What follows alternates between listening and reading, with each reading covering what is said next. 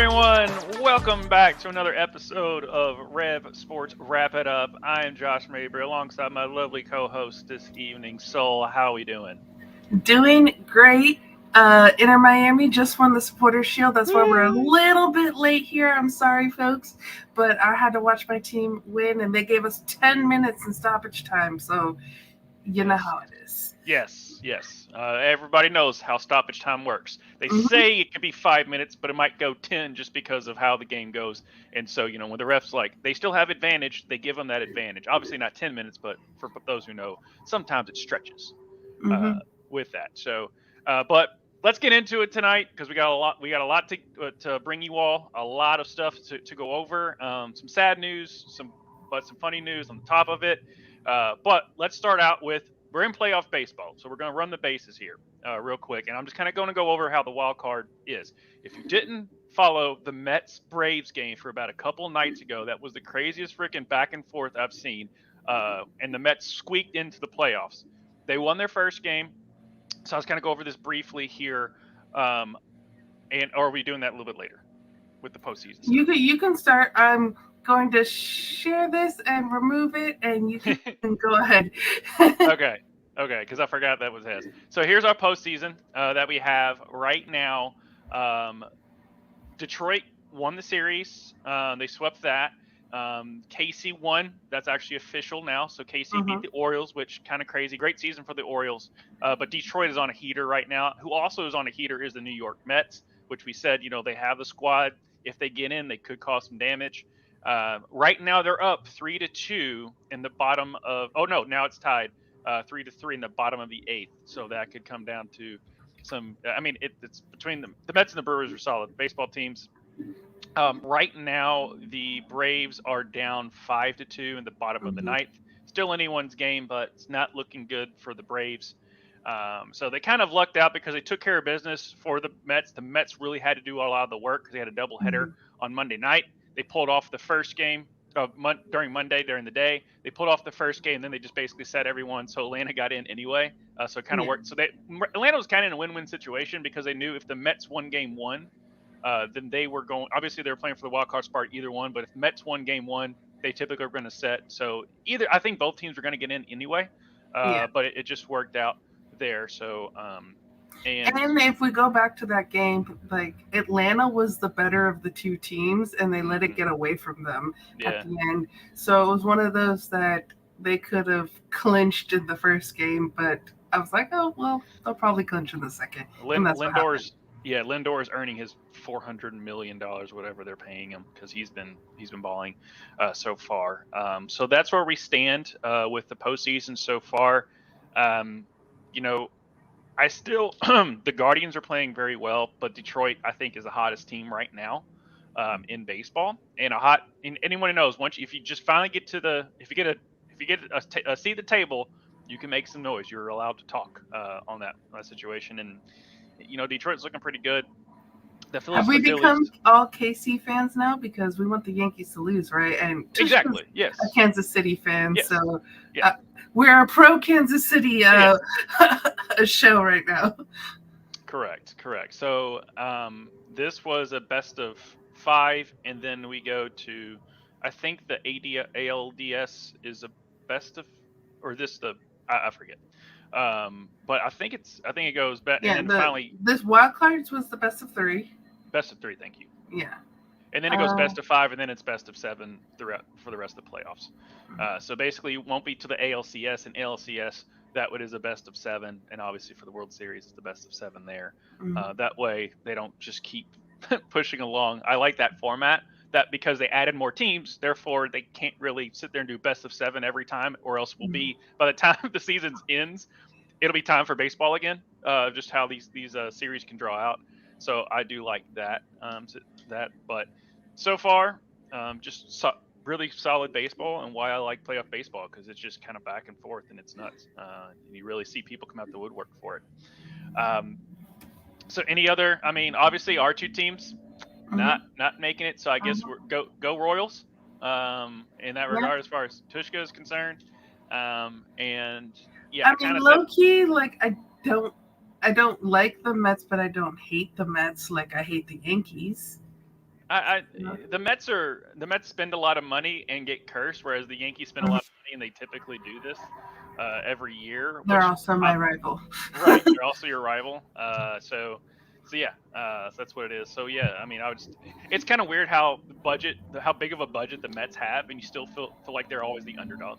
It's just weird how because they're in the same city as the Yankees, so they're always looked at as the little one in between those two.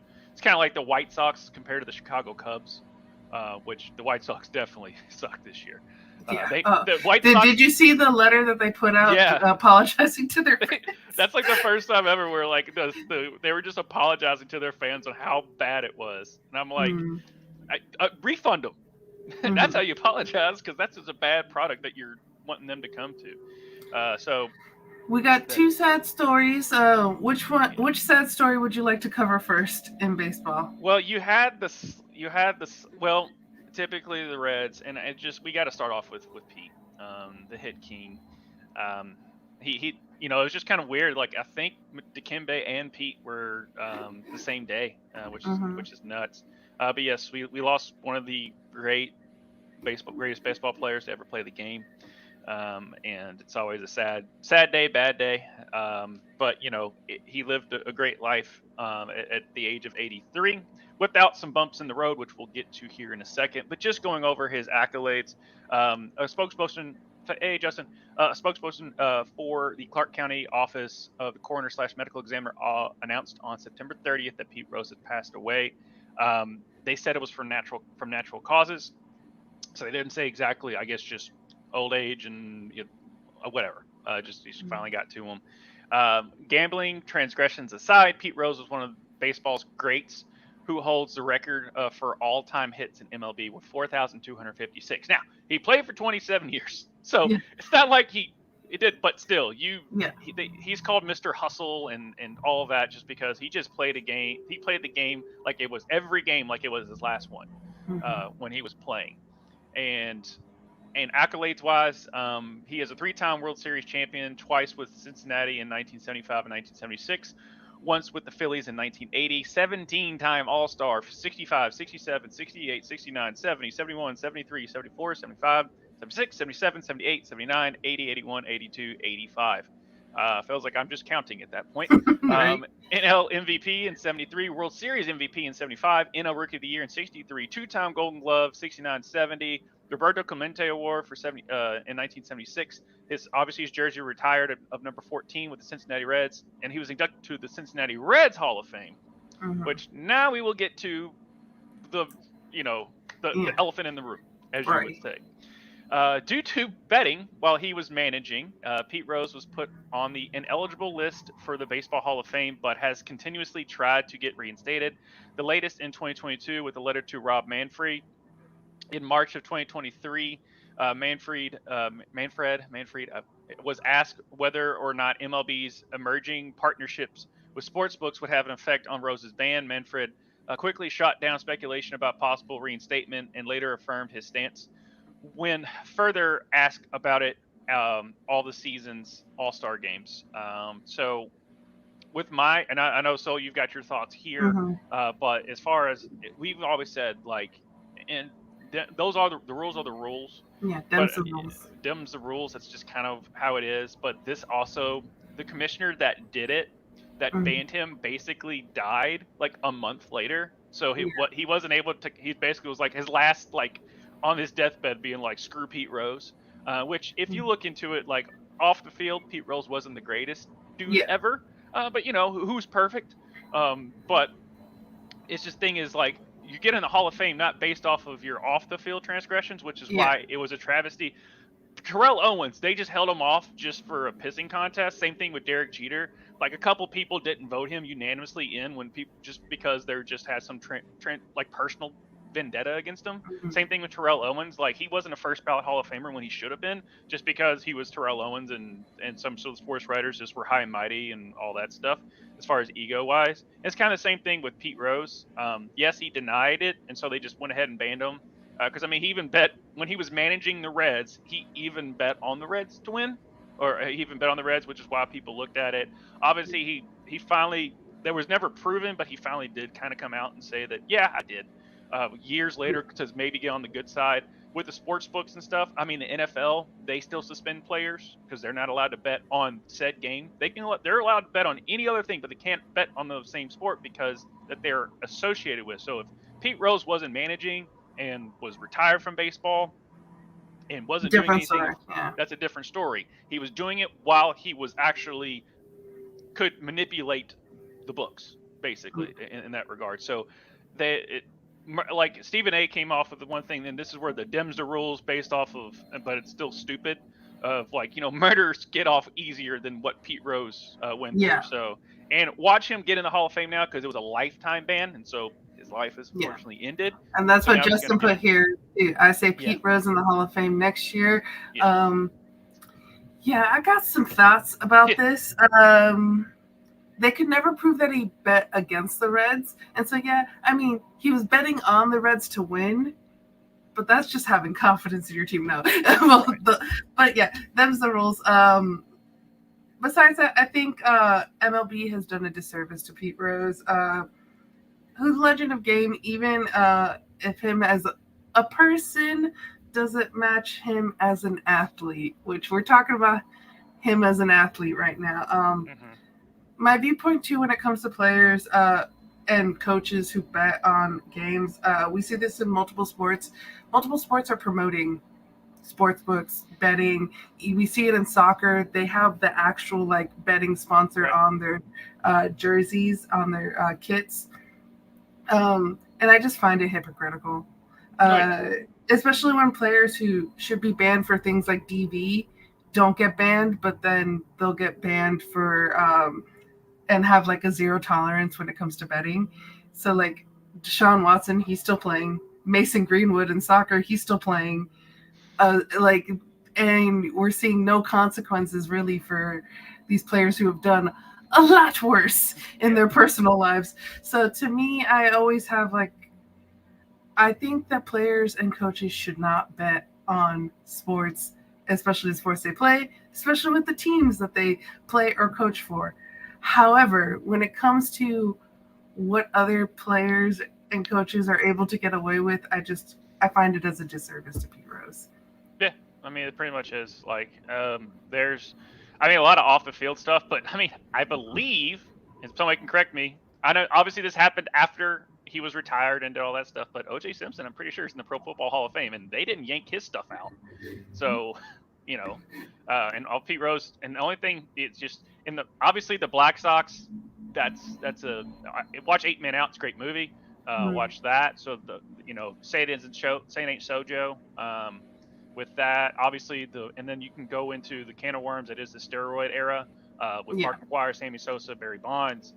I forget the Orioles. I mean, low-key saved baseball. I mean, even though I don't agree with it, and I don't think anyone should be roided up, but you can't deny its effects on people wanting to watch the game.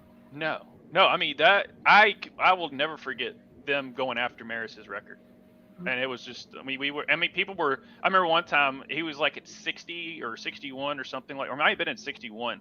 And they called him out and he got kicked and they kicked him out of the game. And the Cardinals fans were throwing, I think the game was suspended for a good 10 to 20 minutes of them just having to clean off all the trash that the fans were throwing on the field. And so you just never, I don't remember the last time we saw that, because even when Barry Bonds was going for it, everyone kind of knew. So it wasn't as big of a deal, especially when you had two guys. You just had all the signs with the asterisks on it. Yeah. You said all the signs with the asterisks on it. So that's why Aaron Judge's, when he broke Maris's record, is looked at so crazy. And then Shohei Ohtani going 50-50. Now, granted, they say that, the new rules now make it easier to steal bases. You still got to steal them. So, right. And you're a pitcher, and to go 50 home runs and over 50 stolen bases is pretty insane. Yeah, crazy. Justin here saying you should go into the Hall of Fame based on your stats and career. There are men in Hall of Fame who are not saints. No. Yeah. No, it just seems so petty. Yeah. It's just the biggest pissing petty thing in sports. It was Pete Rose. Like, if you look up petty in the dictionary, it's MLB versus Pete Rose. That's petty.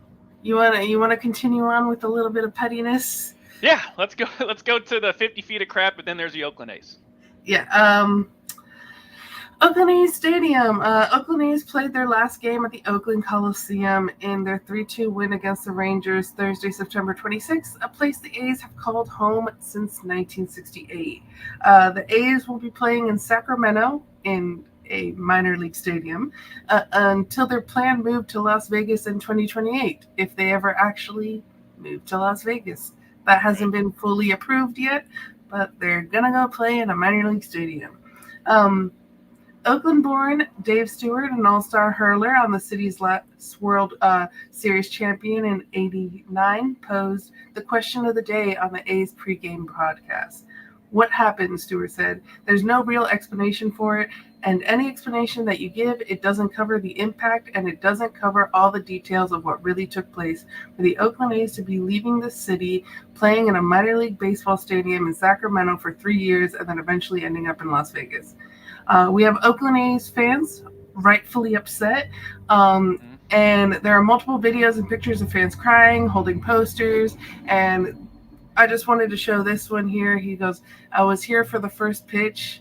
I'm here for the last. And Mm-hmm. it makes you sad. And I think these fans and the people that work at the Oakland Coliseum deserve so much better. We have so many people losing their jobs that work at the Coliseum, including this guy right here. This groundskeeper, Clay Wood, is being consoled as he prepares the field at the Oakland Coliseum one last time. This was Clay's 31st and final season with the club. Hundreds of others are losing their job along with him. Yeah. So you hate to see it happen. You hate to see greed take a beloved sports team away from your city. Bigs up to the people of Oakland. You don't deserve this, but Josh, your thoughts? I mean, it always stinks when a team moves, especially with the history that the Oakland A's have. It's not like they were some farm team that they finally got a team within the past 20 years. I mean, they, like you said, 68, right? Was it Mm-hmm. 68 that guy's Yeah. poster? So it's not, they've been around for a cup of coffee, and you can just tell how much. Obviously, the Moneyball thing will always have that. The last pitch they did put. There was a video where they put the Moneyball theme over the last pitch that they did to win the game, and you saw all the fans that were tearing up and stuff like that. And of course, people come out and be like, "Well, where were you at the whole time?" I was like, "If the owner doesn't care, why should the fans?" Like you saw, the White Sox issued an apology because their team was so bad. It has been year after year where this owner did not care about the city of Oakland, did not care to make the baseball team bad. This is straight up major league where they wanted the team to be so bad that they had to sell to go to Miami in the movie, and then they figured it all out, obviously in that one. But it typically doesn't happen like that. You might have a couple of times where the A's are good here and there. I mean, Dallas Braden, I remember being in college and watching him hit that perfect game on Mother's Day. He went out because he's now calling the games for the A's, and he went out and obviously you saw the visuals of the groundskeepers coming around and people just giving them empty water bottles to pour dirt in Mm-hmm. from Oakland Coliseum, just to get a sentimental stuff. And it's just the progress of man never stops, unfortunately. And like you said, they want to go to Vegas. I understand why they want to go to Vegas, but if you put a good team on the field, you're going to have fans, and the fans, and obviously the people that lose their jobs and stuff like that. But it's I mean, look at it's Green Bay, yeah. like in the middle of freaking nowhere, pretty much. Yeah. Like, Well, that's the thing is like California has multiple teams, whereas Wisconsin they've got Green Bay, and just how yeah, crazy that organization is because it's not just one owner, so they can't right, just pick up and leave. It's the only shared major yeah. uh, organization. My dad owns a share; he's a stockholder of the Green Bay Packers, and I'm a Dallas fan. So that was like the one bad parenting thing he said that he's done. Has allowed me to be a Dallas Cowboy fan, but that's no here nor there. But the Packers are freaking good.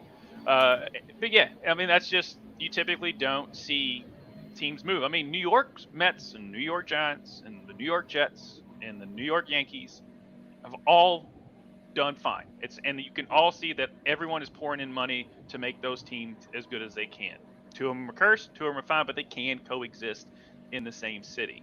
or in the same state, I should say, much less the Mhm. same city. That the subway war. I forget what they call it, but the Battle of the Subways or whatever.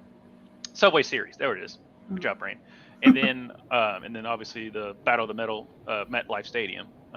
With if the Jets and Giants, when the Jets and Giants actually square off. When NYCFC and New York Red Bulls play the Hudson River Derby. Mm-hmm. So yeah, it just, I mean, when the Raiders moved away from Oakland to go to Vegas, the writing was on the wall. Yeah. With the Oakland A's. So yeah. And then the Warriors giving more to San Francisco than, yeah, they're not at the stadium that's right next to the Oakland A's. Right. The Coliseums. Yeah, it just makes me sad for fans. I know I'm very lucky living in a city like Miami that our teams are probably never going to move. I hope not. Let me don't jinx us. Let me knock on wood right now. But yeah, I think there's certain teams that in certain cities that just like they're attached to that city, and it's sad to see them go. It kind of feels a little bit like like Seattle Supersonics, them going to Oklahoma City. Like they got they got a hockey team now. All right.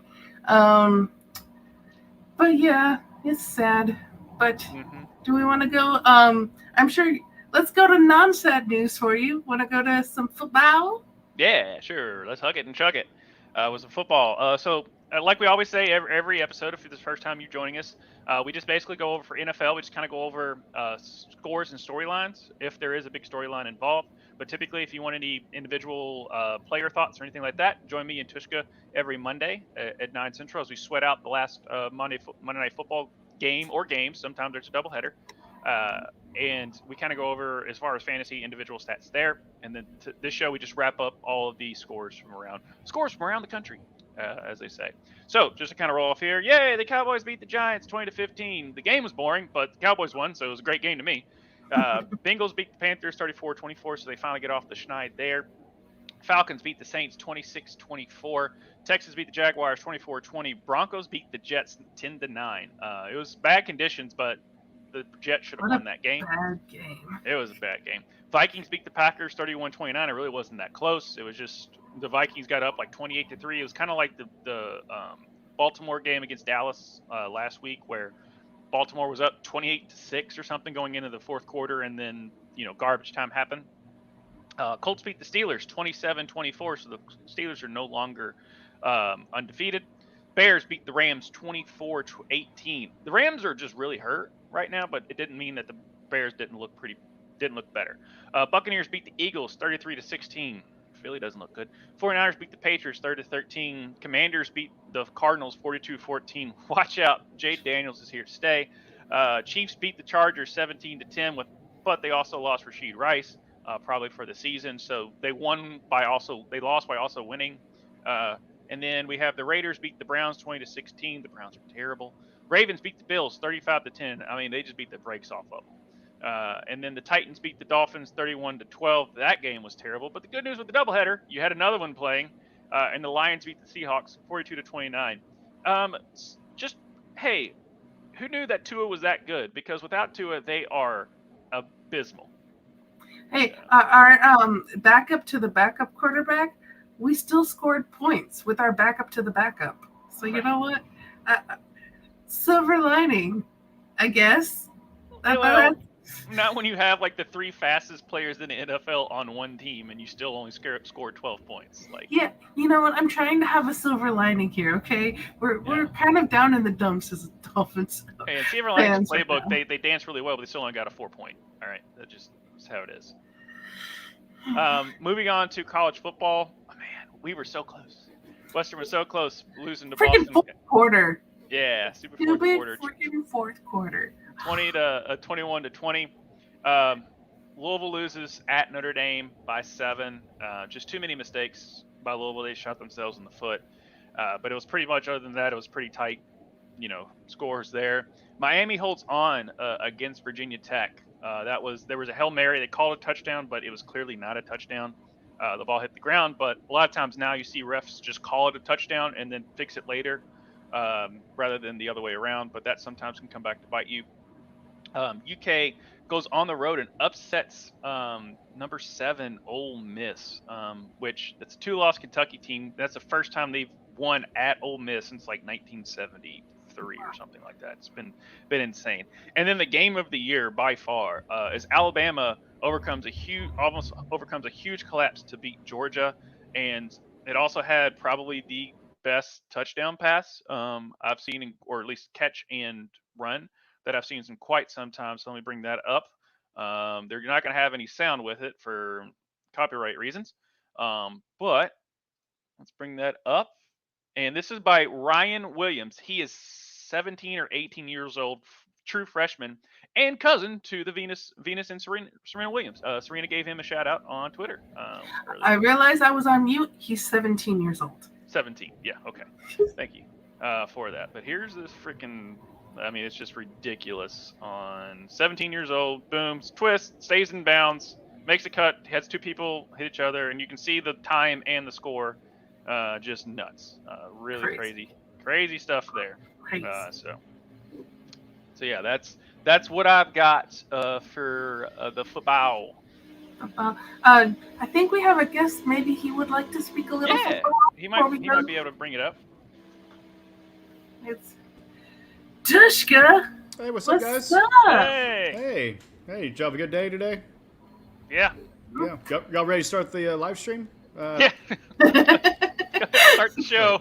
Start from the top. All right, Pete Rose. Here we go. Yeah, let's start with the bad. Man. Oh my gosh, it's been a crazy day. Dude, football's awesome. Fantasy football sucks. But also losing people and legends absolutely sucks, man. I saw the news. We made those graphics, but yeah, dude. Fucking 1 of 1 right there. 1 of 1. Right. Both of them. And we're going to get into the next one. But before we go, any thoughts on your Chiefs? How you feeling? I'm feeling pretty good. Rashee Rice, Pacheco, maybe not so good. But we'll see. I mean, I talked with Josh, offline quite a bit. But we were never going to win pretty anyways. Now it's just going to be that much uglier. People are always going to hate. I mean, I hated the Patriots when they won. So I get it. Guys. Give us all your hate. We love it. We feed off of it. We will eat your children as we go for a three-peat. But no, it absolutely sucks. But there's a lot of other teams that have had devastating injuries, starting quarterbacks even before the season started. And they're doing pretty good. Actually, the 2 teams probably the most injury-riddled right now are 4-0. So I think that's more of a testament to for them as far as their organization, their coaching, and their next man up mentality. But I'm excited for it. Still gonna be a good year. Also suck it, Baltimore. And then football and baseball, baby. Yeah, I was gonna say you were in here for the baseball segment. Your Royals, how you feeling? Man, lucky. I would have liked to have said, they never showed up, but it was like, hey, that was. I mean, it's baseball, so sometimes it's a low scoring affair. But yeah, really not a whole lot of bats in that game. But we did it. That's all we needed. Just get to the next game. And now we got the Yankees. So Toner, you better watch it, man. Watch it, brother. Well, we said we're all Royals you guys are really fans. We're all Royals fans. I'm gonna have exactly. such a after me saying that. Then me and Toner and Ruckus Wrestling can join us tomorrow night. Where we probably will bring up the Yankees. Where he'll tell Tvshka to suck. Right. Yeah. Exactly. Which would be kind of like on the nose during a wrestling podcast to tell someone to suck. Oh, so it's definitely there. The Mets did end up losing. So the Brewers did come back. So we've got a game 3 at New York for all the marbles to move on to the next round. Which honestly, a lot of Mets fans that I've seen online are just basically like just them making the playoffs as bad as the season has gone for them. They're swimming in house money. And I think this is going to be the first playoff if they can pull it off. This is going to be the first playoff series they've won in quite some time, like 8 years or something. I don't know. I'm just going off the top of my head. It's probably been sooner than that, but I'm not for sure on that. And then Atlanta's still going, so we don't have a final. It hasn't been final yet. But any other things about Pete Rose or the A's moving, real quick, Tvshka? Man, I mean, congrats to the A's, but for Pete, I mean, it's been long overdue as far as for him to get some accolades. I know that with the cheating aspect, the gambling and all that. Yeah, it's good to see him get his roses. Yeah, there you go. That's a good. Too no, we're soon? going to transition with that. No, that's a good one. That's a good one. We're gonna transition from that into basketball.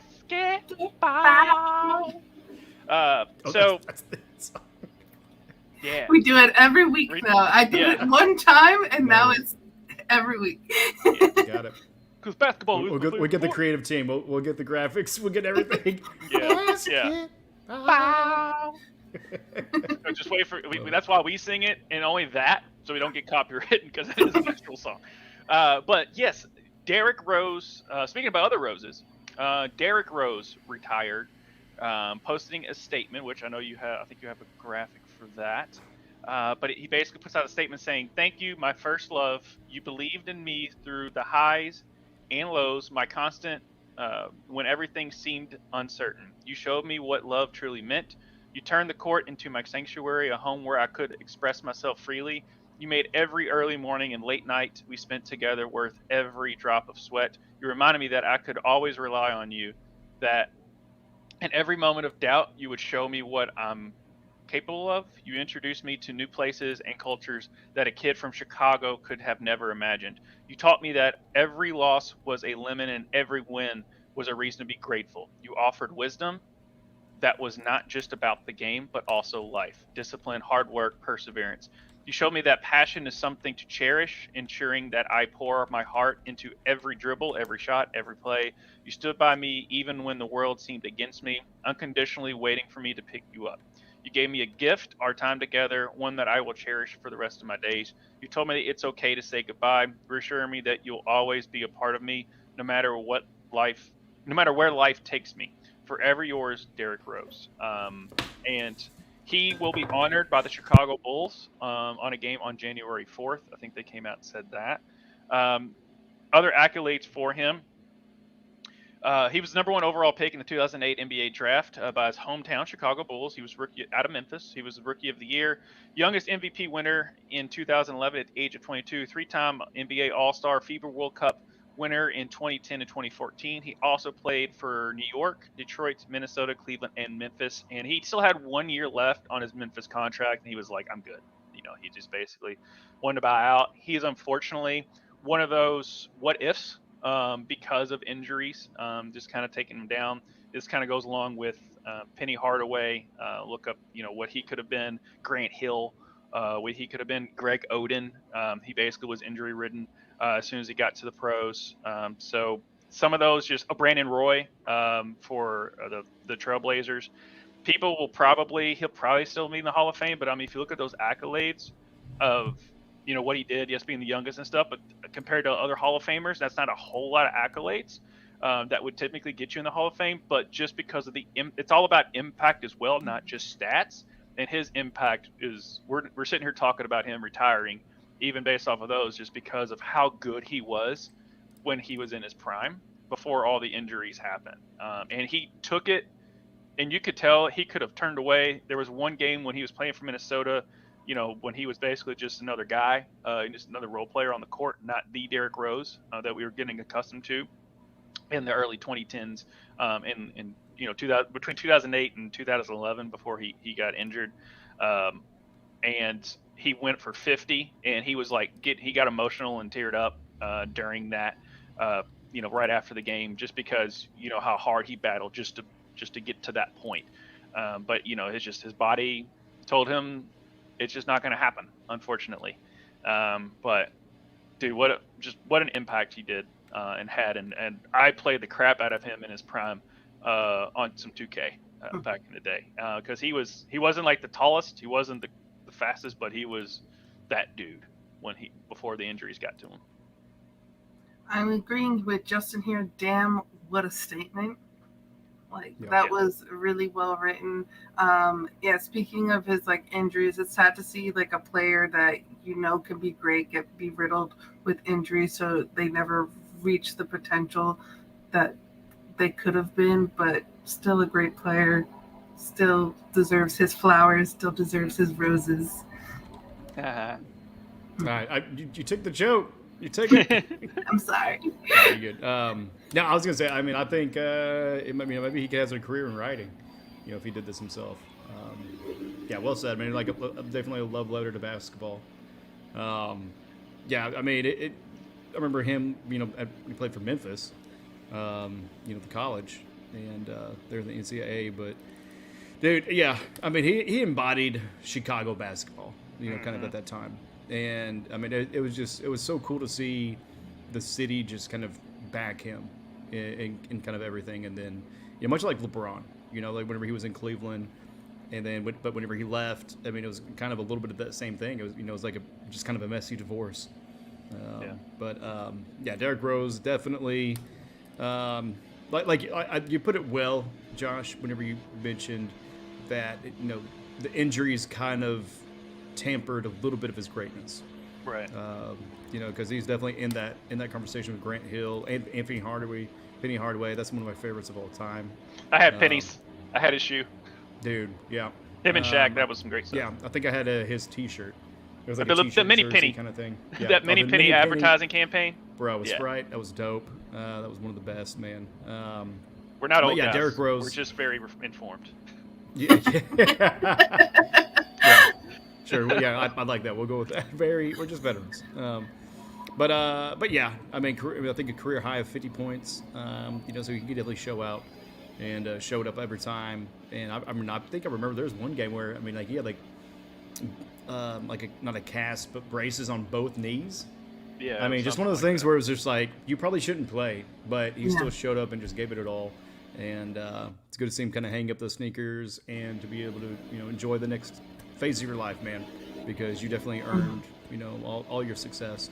And as a pseudo Chicago Bulls fan, just because Michael Jordan, we thank you for your service to the team, man, because it really brought him back kind of into relevancy during that time. Yeah, it's what happens when Dwayne Wade is a big prodigal son of Chicago, but he took a different career path. Just how the draft worked, and now he's just he wore the wrong red. Well, right, but he did end up playing for Chicago for a couple seasons, but it was at the tail end of his career. So that's why he's always going to be looked at as a Heat player, but Chicago still just has that. They still have love for Dwayne Wade because he's from there. On that, so yeah, it just Derrick Rose, man, he was different when he was that guy. He was just that dude. And he basically, like, his personality was basketball. Like he wasn't like he just went out there, did his business on the court, and then answered typical questions. He was very deadpan. He wasn't like some big personality or something like that. His personality was his skills. Like that was it. And so you're sitting there saying like, he just that's all he wanted to do. He just wanted to play basketball. He didn't want to go and do all this pomp and circumstance and stuff like that. There's a funny, if you look it up, where they announced the starters for the All-Star game, and it's like all 5 of them come out. LeBron, I forget who else was out there, and they're all dancing around, getting hyped up, and Derek's like, "What are y'all doing?" Like he just stood there stoically, just like I just want to play basketball, and that's kind of went along with his statement with that. So that's all I got there before we move on to the other sad news. Mr. Dikembe Mutombo. That's unfortunately died at the age of 58 to brain cancer, which stinks. I mean, one of the great personalities of the NBA. Just everyone loved him. He had that, obviously we're going to play a video about, how he talked and everything and stuff like that.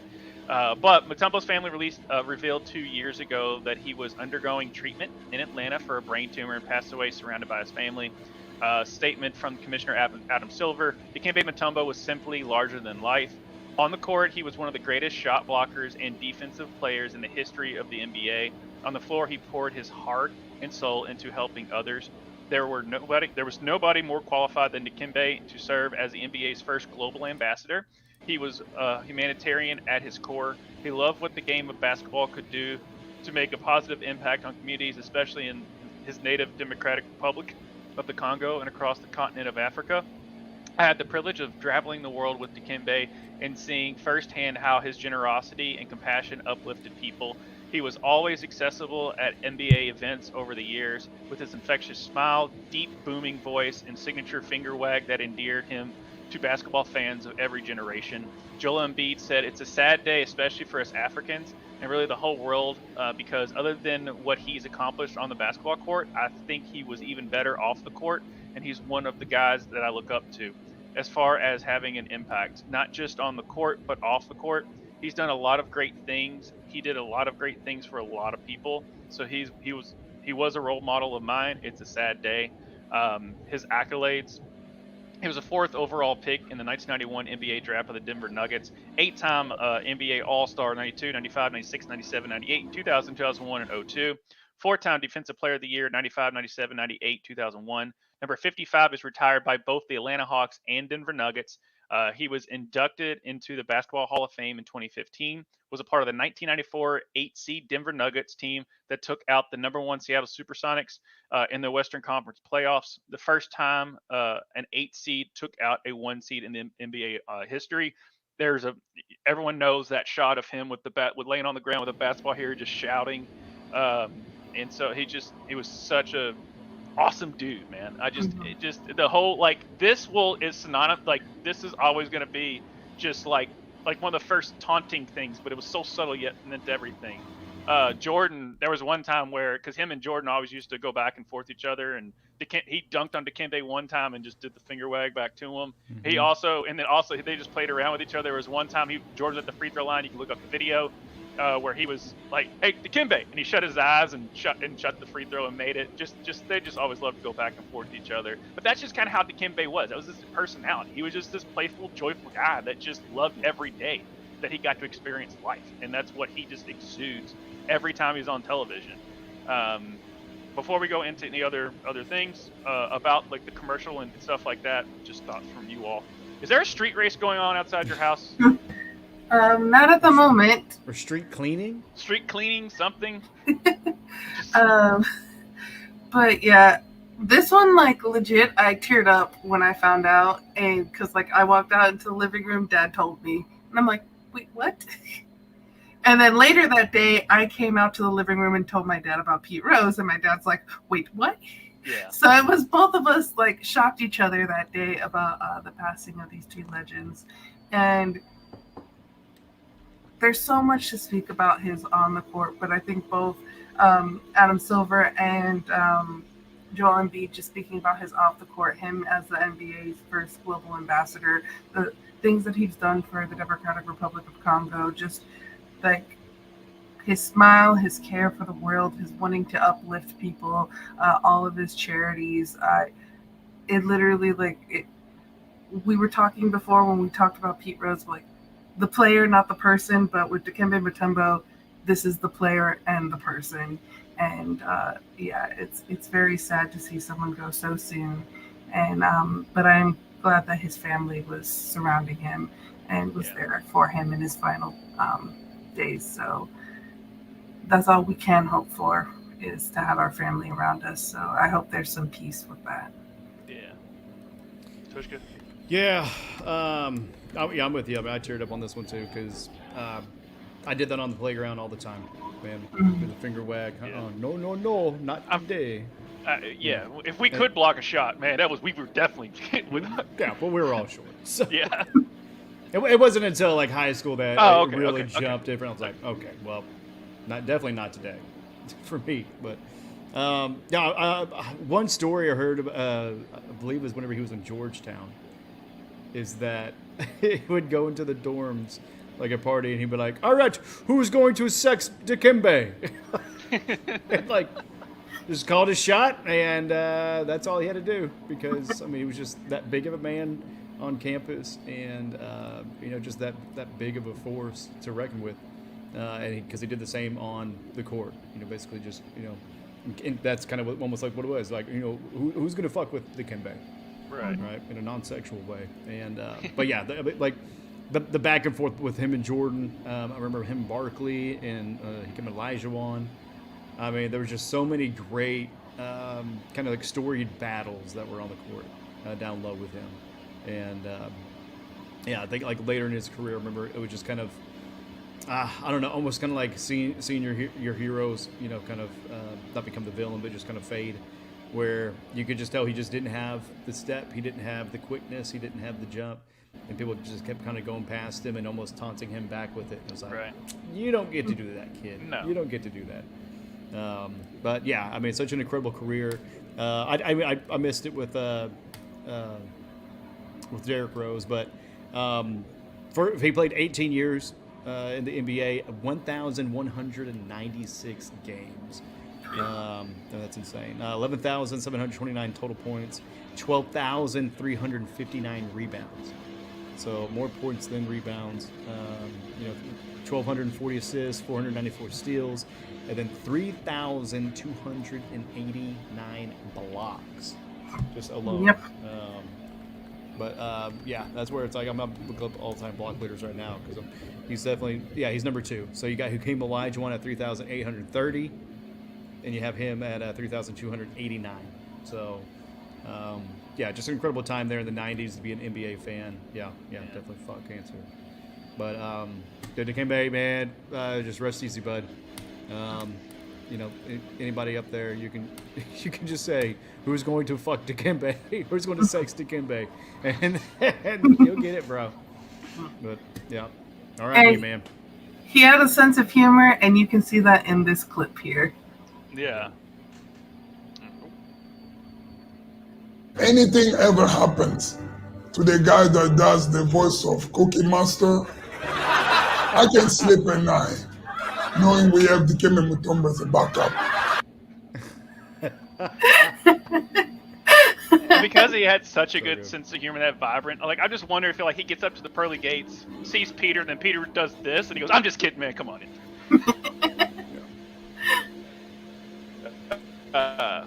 And then here is the famous. The best commercial ever. Yeah, that, and then the office linebacker. I was like, as far as sports related. But here you go. That's a fifth floor problem. Not in my house.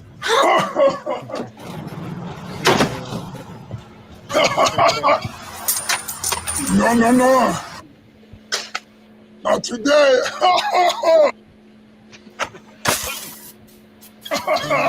Jimmy, how happy are folks who save hundreds of dollars switching to Geico?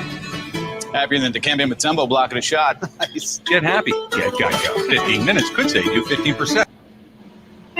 That's so good. Oh, those Geicos back in the day were just on top of it.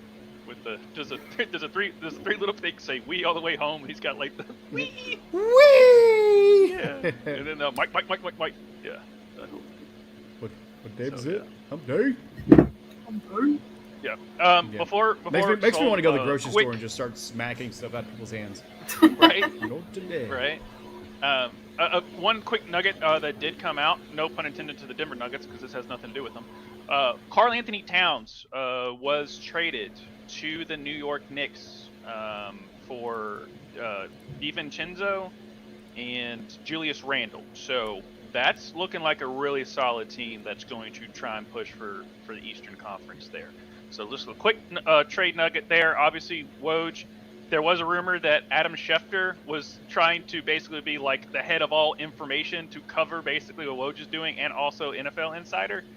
I'm thinking Shams is probably going to take over, but that was from Shams that was basically reporting as that was going on. So just a little quick actual NBA trade stuff going around.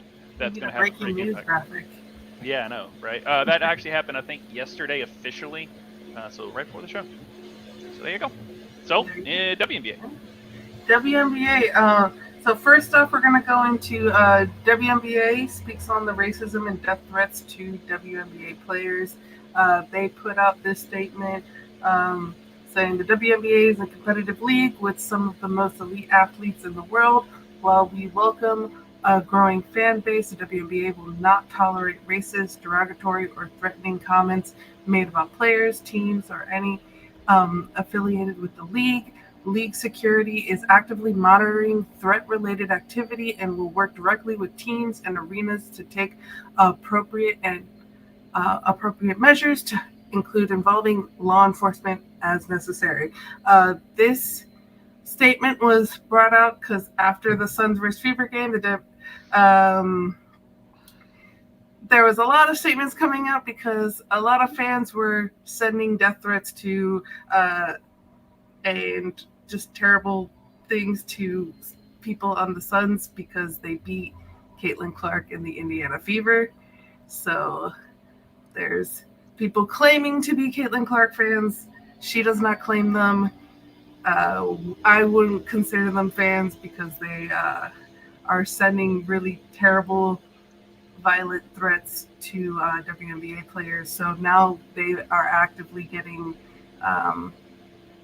police involvement to try to keep these players safe and actively monitoring the threats. I'm glad something was finally said by the WNBA about this because this is not just happened now, it's been happening all year.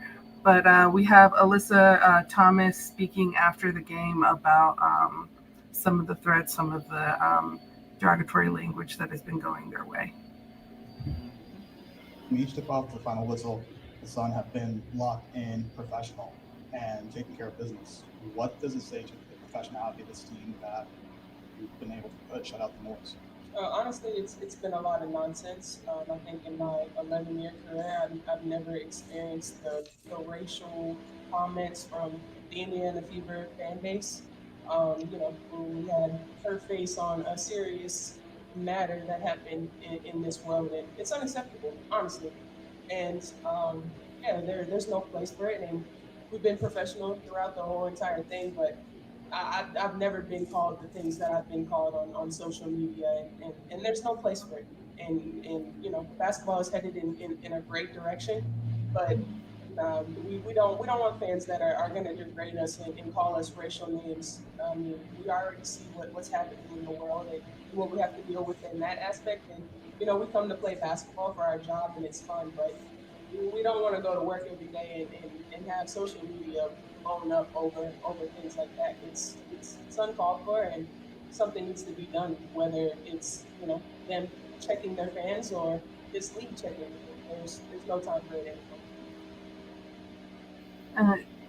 And then just speaking to Caitlin Clark 4 months ago has spoke out about this. I know people are like, where's Caitlin on this? She's spoken out twice. We're going to show those videos here that she is not cool with this either. So if you're a Caitlin Clark fan, listen to her here in these 2 videos.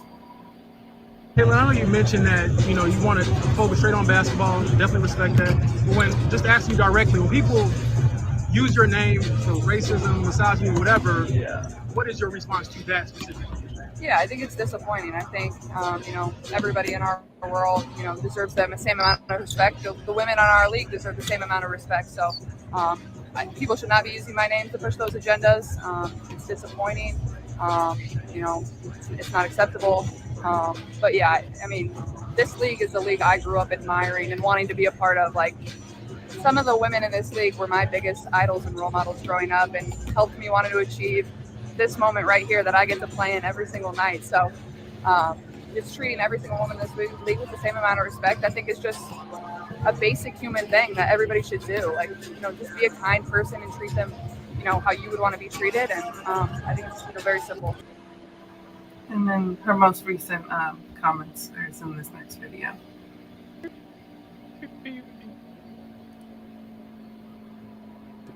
Production. And your head coach came out with a statement today saying she announces all the racism that some people have felt in this league, players, souls online, all those things. As one of the biggest stars in this league, what are your thoughts on the things not only your teammates have to endure, but just the entire league? And obviously, it's one of the field, but just now if you're coaching and doing talking about it. Yeah, it's definitely upsetting. I don't think there's nobody in our league should be any sort of racism, hurtful, disrespectful, hateful comments and threats. Those aren't plans, those are goals, and it's a real disservice of people in our league, the organization, the WNBA. but there are a lot of really good fans, whether they've been fans for 20 plus years or whether they're new fans in our league.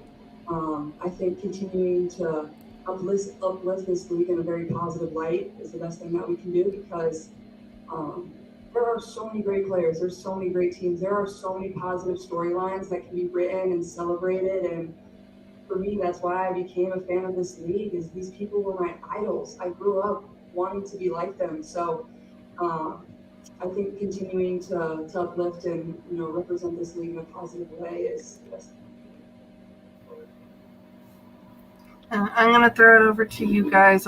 Your thoughts on this matter. Tvshka? Yeah, y'all go fuck yourself. Yeah. Like we don't got time for this shit. Like we don't No. got time or patience to be putting up with freaking children. I mean, if you're literally like watching this or doing anything where you're just spewing out hate and rhetoric like through chat programs, through fucking comments, through whatever social media outlet you have, just piss off, dude. Like we don't got time for this. Like we've got so many things that really matter in the world, right? First of all, like I love basketball, but there's more important matters. And second of all, like race isn't a matter. Like I mean, it's great if you, like for me, I'm Native American, so I'm going to champion any Native American athlete that I see.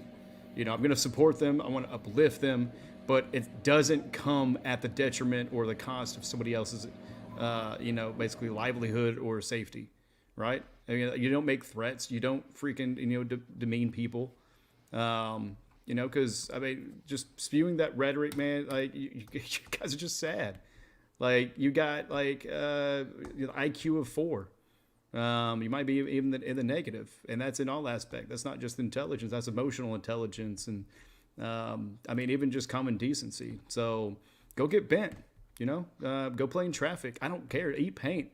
I mean, do something else than filling up these chats that make it to where people are turning off comment sections, because there are a lot of people that have a lot of good things to say and that are actually a part of the community and supporting of that community and that sport and that organization that should be heard, because we need to be uplifting more of the good than the bad. And we should be looking at the similarities we have, which is like 99.9% of everybody being similar to each other, instead of looking at the differences.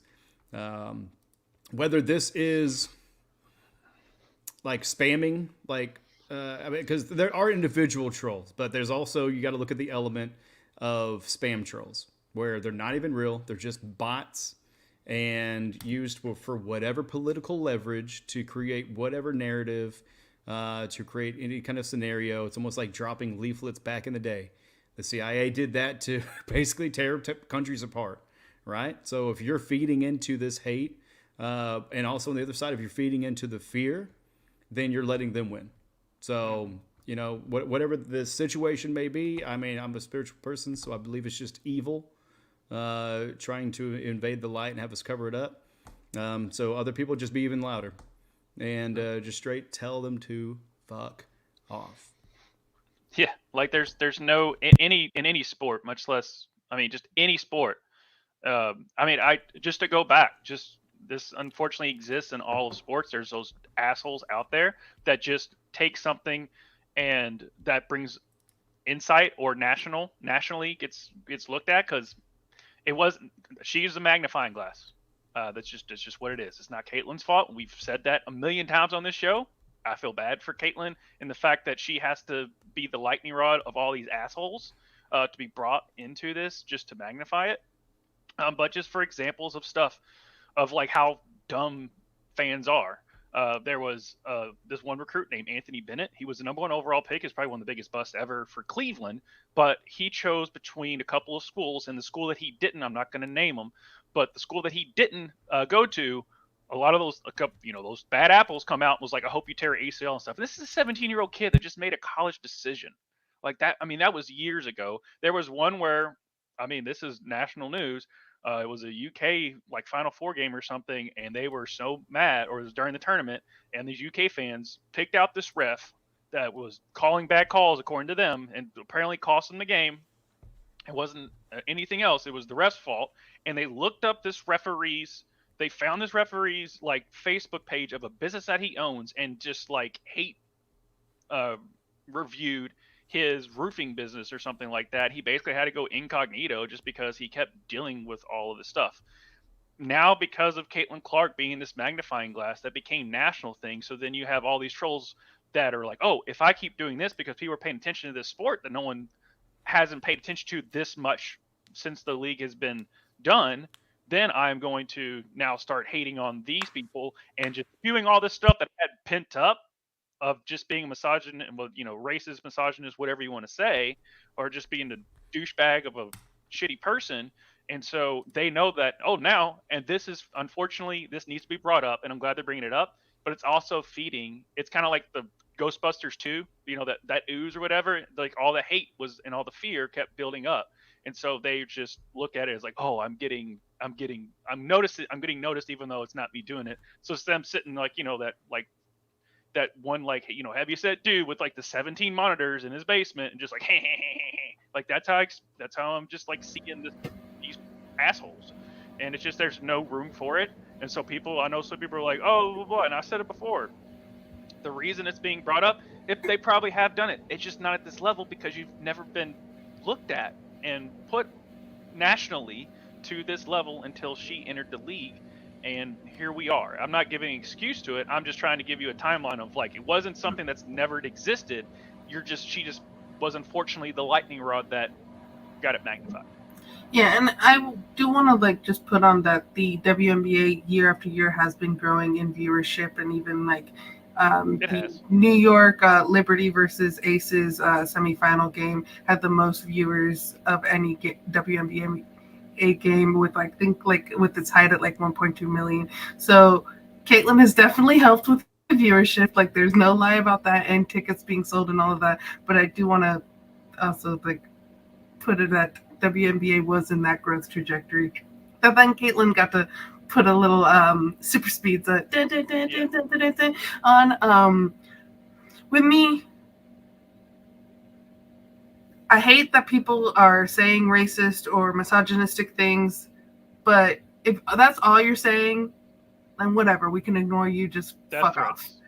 But when it comes to death threats, when it comes to where you act, the league is actively speaking with law enforcement to see what they should do to protect these players. That's when it steps over a line. Right. That it's like, okay, this needs to be addressed. This needs to be talked about. We need to find a way to not have this continue.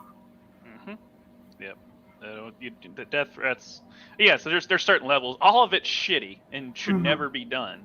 And they're not all three of us have said, these aren't, in Caitlin and Alyssa Thomas and stuff, like these aren't fans we want anyway. These aren't true fans. They're just seeing a way for them to, like I said, just feed their low intelligence. I forget exactly. Tvshka had a really good phrase for them, but basically with people just with low intelligence that just wasn't hugged enough or something. I just picture these people that aren't socially there and think that the only way they can get noticed is by going and giving death threats and stuff like that, and that's the only way they can get satisfaction. And I feel bad that you're just that shitty of a person. Like, I don't understand it. I never will grasp my head around it. I'm glad I'm not that person to do that. So I know I'm rambling here, and I thought I was trying to land the dismount here. I'm not.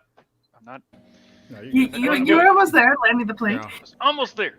Yeah. Well, so I've been trying to kind of figure out how to kind of like communicate this a little bit, but so today we had a bomb threat at the high school. Mm-hmm. We had one last week. That's the 6th one in like 2 years. I mean, it happens.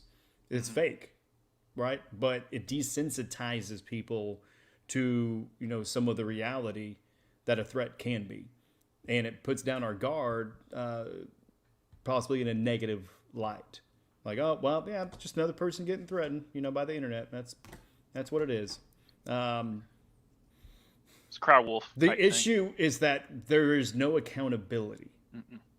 Because for the threats, it's been, I guess it goes through like an anonymous app, for the situation with the school, where they, it's meant for kids to feel safe to be able to say something about bullying or issues they're having. So corrupting something that can be good, I mean, because everything's a tool and can be weaponized and politicized, and unfortunately, just evil has done that with a good portion of the internet. So I don't know, figure it out, all you rich moguls, Elon Musk, Bill Gates. I mean, all you motherfuckers, figure it out, because we need to have accountability in that. And basically, we just need to ostracize these people from society. I mean, not just to be exclusionary, but I don't know. There needs to be jail time. Like those are threats. Those are things that are affecting people's livelihood and their feeling of safety and security. It's affecting taxpayer money because then we're having to heighten security, even if it's not an actual threat at that time and it's just a perceived threat. It still affects people's livelihood. So just cut the shit, because if not, I mean, karma's a bitch, baby, and it's gonna come back for you, and it may be in the form of a group of people, right? So just I don't know. It's just aggravating because it's too much of the norm now, and what exactly can we do about it other than call it out? So yeah, let's get this shit figured out, guys. Let's quit trying to block stuff like social media apps. All right, government. Let's figure out a way to really just kind of better have better security and safety through the internet, because it's not going to go away anytime, and it's definitely very much a part of our life. And we got to protect our peace, which is what one person put very well. I believe it's Breonna Taylor saying, y'all can clown me all you want. I'm never going to stop advocating for respecting players. Respectfully, feel free, mute or block if that's a trigger for you. Please protect your peace. Yeah, and for those other, and just kind of add on to it, for the other people that came out and were basically like, oh, now they're going to actually be singers going to come out and say that they were also, getting death threats. And I was like, no, it's the same thing of like, that's why so many people, it all takes is one person to say something. Everyone else like, oh, you're getting it too? Cool. All right, we're going to go in this together because this is bullshit. And so for all those people that were like, oh, you're lying, go sit in a corner. You too. Now, you're not as bad as the people doing the death threats, but you're not helping the situation. But I don't think we can say any more on this than fuck those people. Yeah. And suck it, Jason. Okay. He's not, but that's just a running thing that we do. It's a bit, guys.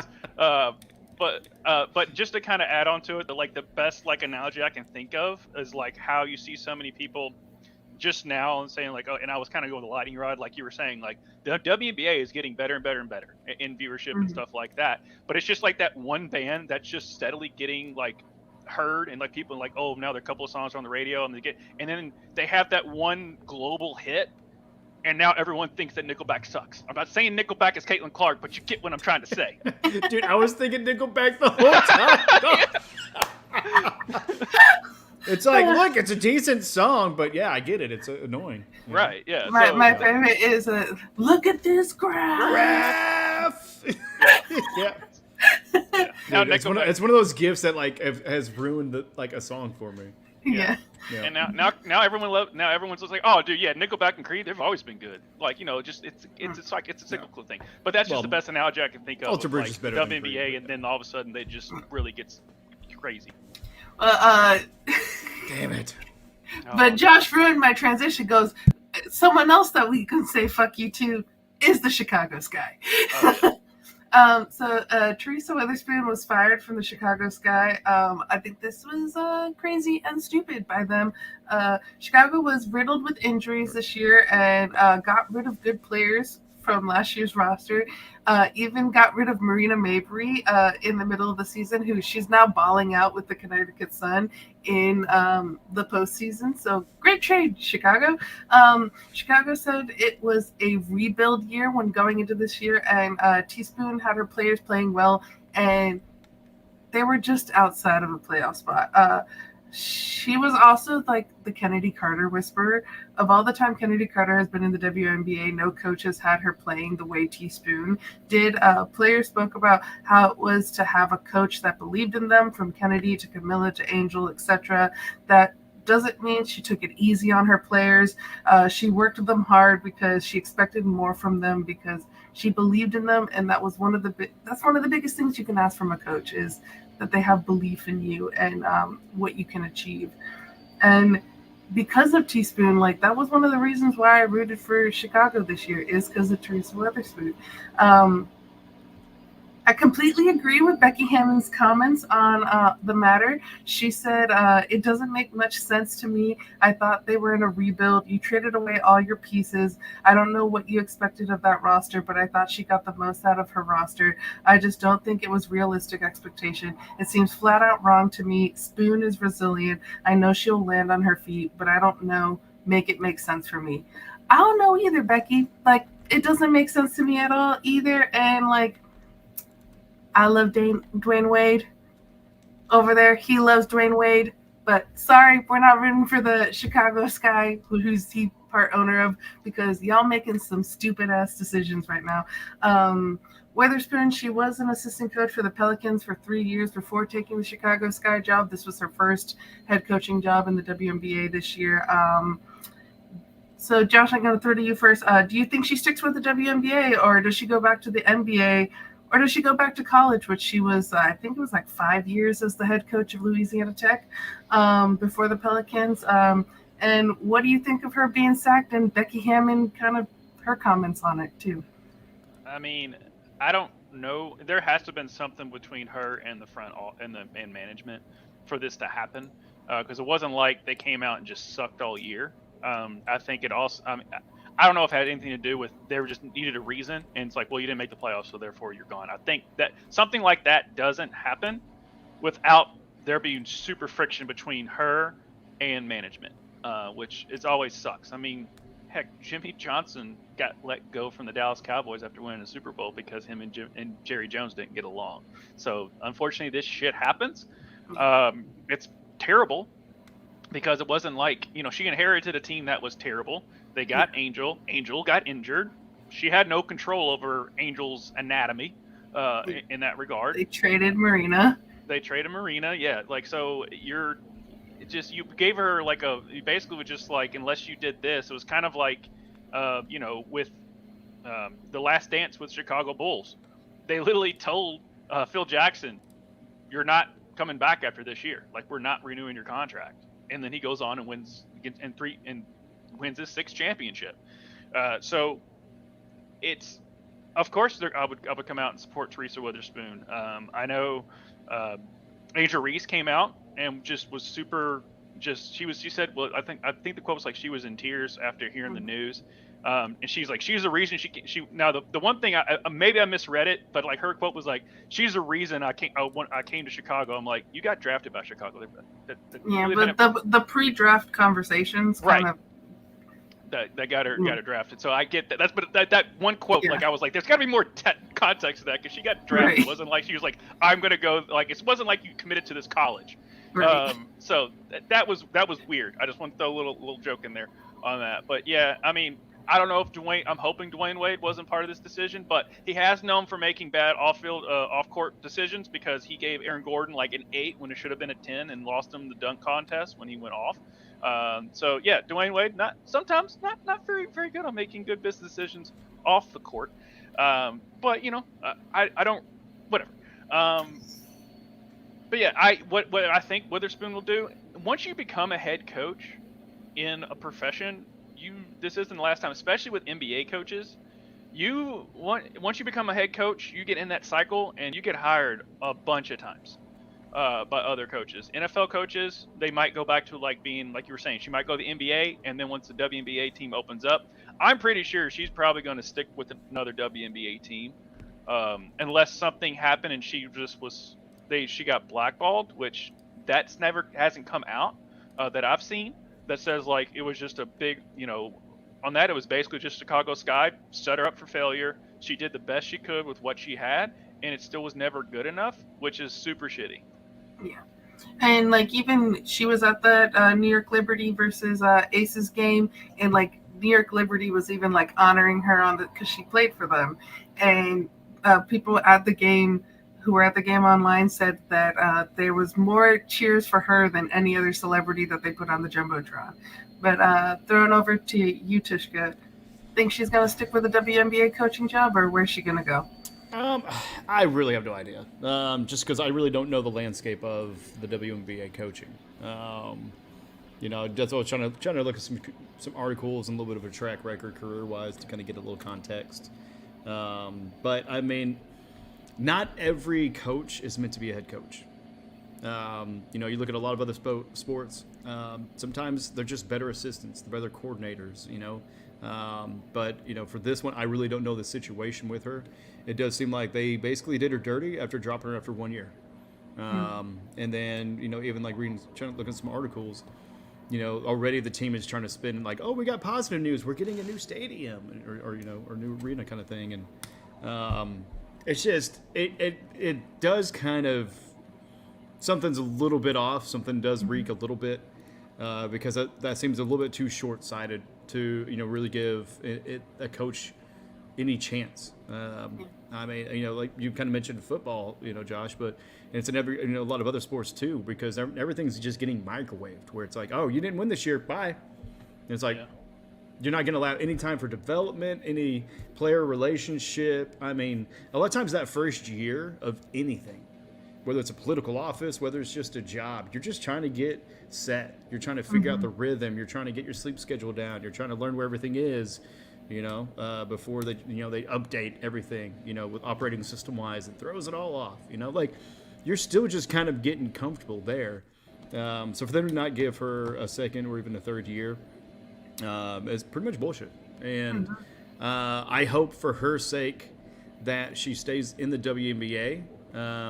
Because I mean, there's no better revenge than success, and but I mean, if she is looking to go to the NBA, I mean, I think that would be a huge success as well, because the barriers are being broken all over the place, and so yeah, I mean, it'd be great to kind of see that happen, kind of on the men's side as well, where there's becoming a little more and more, there's a little bit of a blending between kind of the leagues, the main difference just kind of being the actual people on the court. And so best of luck to her, and the fuck, Chicago? Yeah. WTF? Chicago. Duh, Sky. But let's get the fuck. What the fuck? But let's get into actual basketball, because that's what we really want to talk about. Which the final game of round 1 happened last week while we were on air. So just a quick cover of that. Lynx beat the Mercury 101-88. Tvshka Collier ties the WNBA postseason record for points in a single game with 42 points. Collier becomes the first player with 35-plus points in consecutive games in WNBA postseason history. DT got a standing ovation as she left the court, so let's watch that. She deserves it.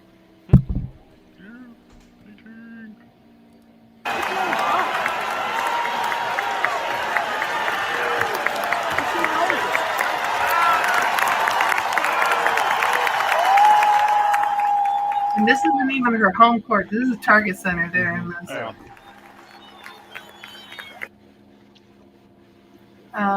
And this tweet cracked me up about DT. Many people wondering if tonight is Diana Taurasi's last basketball game, as if she isn't going to be wearing shorts to her ankles and a pair of Nikes at your local park for the next 27 years. Right. Yeah. But going to now the semifinals games, we got Aces versus Liberty. Liberty win 87-77 in game 1. New York started the game really well and were the better team in the first half. Kelsey Plum had a great third quarter and had all the Aces points for the majority of that quarter and was able to close the gap, but New York was ultimately able to get the dub. Broken record with Sabrina, but her threes, just even shooting for the logo. Let's watch, because she's just amazing. Made such a world of difference for them, especially in this matchup. Ionescu!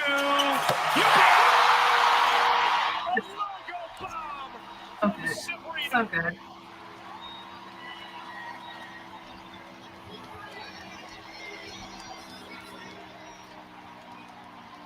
But Stewie dropped 34 points in the game. We could take it down, Josh. Yeah, Stewie dropped 34 points. We don't want to watch that shit. Yeah, Sabrina 21, John Quill Jones had a 13 rebound double. Asia 21, Kelsey Plum 24. The funny part of this game that had me cracking up is Spike Lee was at the game. He was doing Spike Lee stuff and going crazy. And then even him and Kelsey Plum got into it for a little bit. So let's watch that. Stories about Fred and Ted, the big and little dog, and she said it's not about the size of the dog, it's about the heart, and she pounded her chest very strongly. So as Kelsey's request. Yeah, and didn't she say after the game, like they asked her about it, she's like, "We were having fun." Yeah. Oh yeah. Yeah, you know, like I mean, NBA, WNBA. I mean, everybody loves Spike on the sidelines. I mean, right. Oh yeah. You know, he just kind of gets it amped up a little bit. I mean, he's been one of the more notable like super fans. Mm-hmm. When it comes to New York sports, Spike's going to do the right thing. Mm-hmm. Liberty then go on to win Game 2, leading the series 2-0, 88-84. This was a back-and-forth game, as you would expect. New York played better in the paint than Las Vegas and made the most of Vegas's turnovers. There was a moment in the game that Becky called 2 timeouts, one right after the other, because like New York was just getting layups in, and they were not playing. Vegas was not playing good D, and you could hear Becky's like, you don't even have to be a lip reader to hear her go, "What the fuck?" To her players. The ending was excited with missed free throws on both sides of the court, and the last 10, 11 seconds of the game took a while to play out, as you know they do in playoff basketball. So I wrote down pretty much these are the last 11 seconds of the game. Vegas was down 2 points with 11 seconds on the clock, inbounding the ball, and the ball ends up out of bounds from a play between Plum and Phoebish. Originally called off of Phoebish, Ace's ball, but New York challenges and wins the challenge, so now it's New York's ball. Aces fouls Sabrina, and she makes both free throws with 8.9 seconds on the clock. Asia hits a floater for 2 points, bringing it back to a 2-point game, and then New York take a timeout. New York inbound, and Stewie is fouled with 5 seconds on the clock and makes it a 4-point game, hitting her free throws. And then Jackie Young misses her 3 points, and New York win. So crazy end to it. Next game is a must-win for Las Vegas on Friday. So thoughts of the New York Liberty versus Las Vegas Aces. I know Josh and I have said that we think it's going to be New York. Tvshka has said that he thinks it's going to be Aces. Aces are now in a must-win game. Do you think they're going to win these next 3 in a row, Tvshka? Yeah. That's why you picked them. Yeah. Duh. Yeah. Nostradamus, man. I've been perfect on these brackets, baby. Like, what's going to change now? Everything. I'm not freaking out. You're freaking out. Fucking New York. Okay. Now I really don't like New York, and I'm definitely not going to like them in baseball. Yeah, I mean, I have all the faith in, Kelsey and the girls, but it's not looking great. But hey, sometimes whenever your back is against the wall and you're facing the most adversity, that is when greatness shines the most. So let's go, girls. Daddy needs to win some monies. No, I'm just kidding. We didn't bet any money, but let's just go. Let's get this done. Let's knock it out. Let's move on to the next, because I'm pretty sure I lost the other games too. My bracket's probably not looking great. We'll go on to Suns versus Lynx. Suns win 73-70 in Game 1 in Minnesota, so they went away. Alyssa Thomas was 1 assist away from a triple-double with 17 points and 10 rebounds. DeWanna Bonner also got a double-double with 10 points, 11 rebounds. Dejanay was 1 rebound away from a double-double with 13 points. And Marina Mabry got 20 points and had this ridiculous logo 3. We're just showing logo 3s tonight. Let's watch this. And the ball. Up in the air. Thomas not expecting the pass. And now the shot. They need one from Mabry. Come on! Are you kidding me? Marina Mabry. Mabry is fitting another Mabry that doesn't have an E in his name. Mabry's fitting so well with the Suns, and this was a great trade for the Suns. Terrible trade for the Chicago Sky.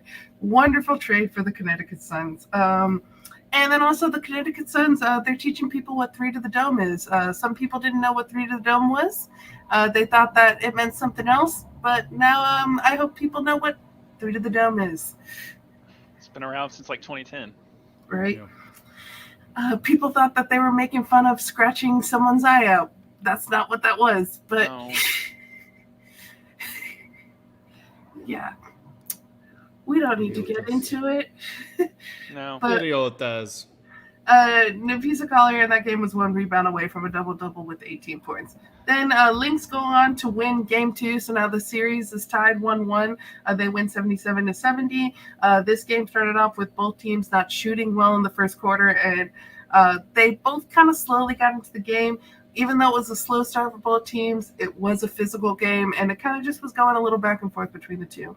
Tvshka Collier was 1 point away from a double-double with 12 rebounds, and that's pretty much the most surprising stat because we go back, she got 35-plus points in 2 consecutive postseason games, and then now these 2 next games not shooting as much, and she's the best player for the Lynx. So Connecticut was really able to guard her well and keep her from shooting, and if they find a way to continue to do that this series, I kind of think the Suns might have it.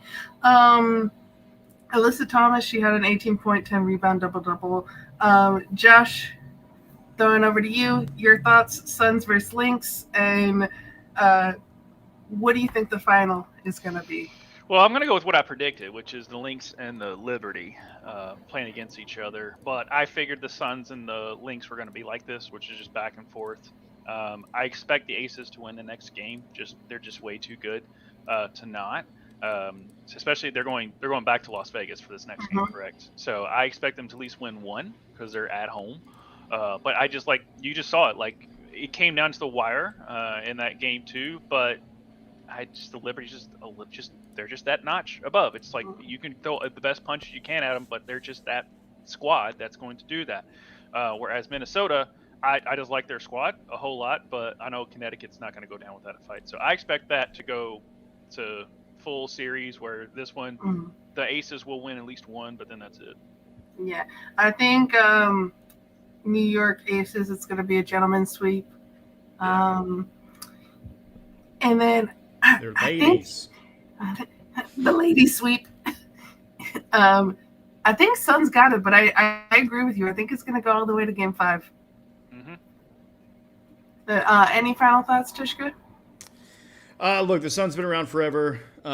Lynx are just recent to this beautiful existence, and they will be short-lived as well on the court. And Josh, the only logo shots you're taking are Guinness-branded glasses, okay? So I don't like Guinness, so you're wrong on that. Anything up like you're wrong on that. I don't like Guinness. Yeah. No, I mean, it's going to be a good game. I mean, DT, come on. Yeah. You know, we saw the love that she was getting. And but even though she doesn't maybe not show that love on the court because she is disrespectful in how good she is. But, yeah, the rest of the team, though, you know, I still got them. It's 1-1. Odds are still good. I don't know what the home advantage or home court situation is for these rounds now, right? Because it's best of 5 or 7. Yeah, so the first 2 games were the higher seed. So for Aces versus Liberty, game 1 and 2 was in New York. Game 3 and 4 would be in Vegas, and game 5 would be back in New York. So for Suns versus Lynx, first 2 games were in Minnesota. They tied 1 apiece there. Then the next 2 games are in Connecticut. And then the last game, if they go to Game 5, will be back in Minnesota. Yeah. Well, there you go. That's all I have for basketball. All right. Well, yeah, moving on here. We won the President's Cup, y'all. Woo! USA! All right. So we started off at least, it's kind of like the Ryder Cup, but because Ryder Cup happens every 2 years, President's Cup happens every 2 years. These are like my favorite golf tournaments. It's because it's a team event. And then the players just play differently. Tom Kim was always out there, and they're talking shit. They're hyping all the crowd up. It's just really cool. Just like the teams, how they do everything. It's just always a cool event. U.S. comes out just blazing. They win all 5 of their matches. Then the next one, the other countries win all 5, so it kind of got tight there at the end. Keegan Bradley, which Jim Furyk was like the overall like the guy that doesn't play, like the older guy that like puts all the teams together, comes up with like the lineup card. And then Keegan Bradley was the captain of the team. He was let off of the Ryder Cup team that was based, and they were like didn't think was won. He had the winning putt to win his match that sealed the deal for America, and that was really cool of him. And Scotty Scheffler, still good at golf, guys. Just if you didn't know, Scotty Scheffler still good at golf. But that's all. That's just a little go USA, right in the middle there. USA. That's right. We're still good at a sport the Scottish invented. Yeah. I watched a little bit of this, but I can't really speak to it because I don't know jack shit about golf. It goes in the hole, right? The ball. I whacked the ball and it goes in a golfer hole. Anything else you want to speak on, or Tvshka, do you want to speak on President's Cup? That's golf. It's a fun. Putt's better. Debatable. Let's go to kicking and screaming. Less walking. Soccer. Less cussing about me too. Right. That's why golf's a 4-letter word. Well, first up, we're going to speak about Kelly O'Hara. She played her last game. Earlier this year, Kelly O'Hara announced that this year would be her last year playing professional soccer, and her final season with Gotham FC, but it didn't go as planned. Gotham FC have announced that Kelly O'Hara sustained a season-ending injury to her knee, and she will remain with the team for the rest of the year in a leadership position. So, technically, her retirement last year, not going as planned. Still part of the team, but she's pretty much done with the sport due to her knee. Kelly O'Hara will be honored in Nashville on October 27th at the U.S. Women's National Team vs. Iceland game for her 160 caps for her country. So if you're in the Nashville area, I think they're selling tickets for $16. So, like, if you want to go see them, go watch Kelly O'Hara get honored at the beginning of the game. For all you people that live in Nashville, right? You should go. All you people that live all there. you people. Let's speak some of her accolades. She's a 2-time World Cup winner in 2015 and 2019, Olympic gold medal winner in 2012, Olympic bronze medal in 2020. She was drafted 3rd overall in the WPS draft in 2010. The WPS was the professional league in the U.S. before the NWSL. She was a WPS champion in her rookie year with FC Gold Pride. The club then ended up folding that same year, with the WPS folding in 2012. She's an NWSL champion both in 2021 and 2023 with Washington Spirit and then Gotham FC.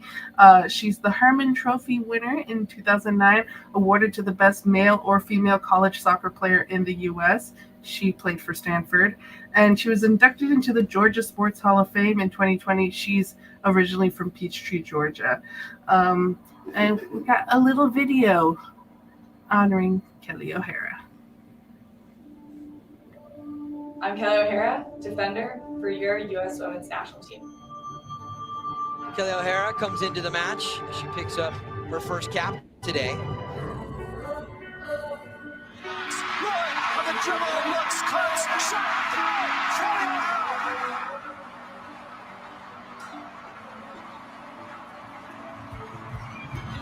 I love winning trophies. That's why we do this, you know?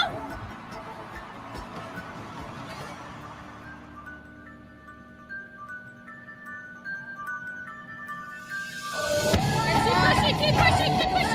Hey, turn on all the time. Wait, here we go.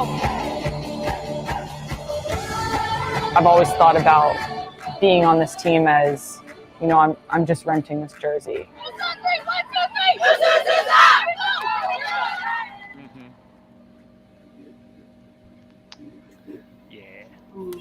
Oh, yeah. She's already started doing some fun stuff in the media and podcasting world, joining CBS crew during the international breaks to analyze the U.S. women's national team and during the Olympics. She had a podcast with Lisa Leslie to talk about USA basketball and USA soccer. So that's fun. And I'm sure she has a lot more fun things down the pipeline now that she's no longer going to be playing. And fun fact, both Kelly O'Hara and Alex Morgan had their first cap for the U.S. on the same day against Mexico in 2010, and they had their last game of professional soccer on the same day. Alex was planned, Kelly's was not, but that's kind of a cool thing that she started and ended both with Alex Morgan. So, Josh, throwing it over to you. Yeah, I mean, thanks. Thank you, Kelly. I mean, you obviously. I talked about Alex Morgan. I'm probably gonna talk about Alex Morgan a lot more. Just my bias of Alex Morgan, but Kelly was just, she went out there like she said, she's renting the jersey. I know that there's a corny saying about from JJ Watt, but it's true, and she kind of said it without saying that quote of I pay rent every day or something like that. I forget exactly. I'm screwing up the quote already. But her accolades speak for herself. She's one of the greatest to ever do it. Like she said, she loves winning trophies. It's fun to do. And she was always there. She was always one of those staples, those backbones, like we were saying with Rapinoe and Alex Morgan and now Kelly. We're getting into the new generation. We're getting, off that old guard from the 99ers to, and I don't know what they're calling like Abby Wambach and Carly Lloyd and Rapinoe. I don't know what their nicknames will be. Only time will tell when some writer comes up with something and it just takes hold and goes. But Kelly O'Hara is going to be right there with the rest of them in that era. And she's left the game better than when she started along with Alex Morgan, way better. And so that's why I would say, thank you for giving us great memories, and can't wait to see you on podcasts and cheering on the U.S. Women national team going forward, like Abby Wambach is. Mm-hmm. Yeah. Thank you, Kelly. Thank you, Kelly. Tvshka, any words? I mean, that shot of her just like, trophies? Right. My bad. Like, you gotta love that shit. Yeah. Just kind of tongue in cheek, but great video. There's a lot of really, really amazing shots in there. The one, her sliding in frame. I mean, that's Hollywood script right there.